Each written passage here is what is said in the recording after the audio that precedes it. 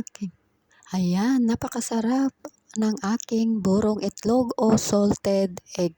Iba-ibang paraan natin kung paano gumawa ng burong itlog o salted egg. So, yung aking paraan, ituturo ko sa inyo kung gusto nyo lang malaman at para makuha nyo ang ganitong texture ng ating burong itlog. So, nilagay ko nga pala yung aking itlog sa mga garapon, 2 garapon yan. At sa isang kaserola, nagpakulo ako ng 3 basong tubig at nilagyan ko ng 1 basong rock salt.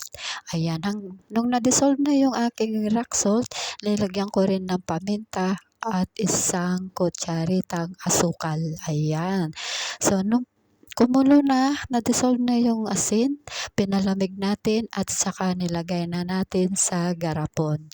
Sa pagtakip ng garapon, ayan, tinakpan na natin yung garapon niyan para hindi na siya, huwag nyo na siyang pasingawin. Ayan, sarado nyong mabuti. At sa 30 days po ang ating hihintayin.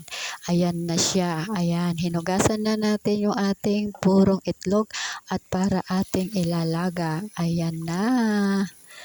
So, ayan. May isa pong nabasag pero hindi naman siya masyadong basag. Ayan, kaya hiniwalay ko muna siya para hindi siya matuluyang mabasag. Ayan, ayan po.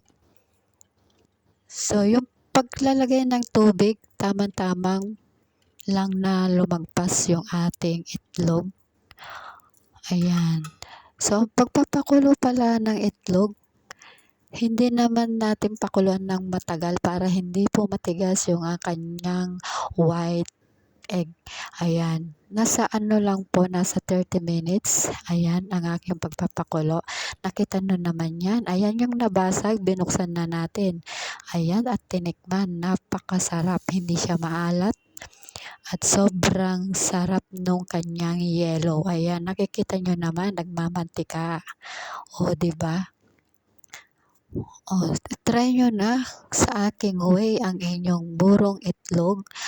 At sa 30 days pala, kung gusto nyo naman na 30 days, maglaga muna kayo ng isa, itry nyo.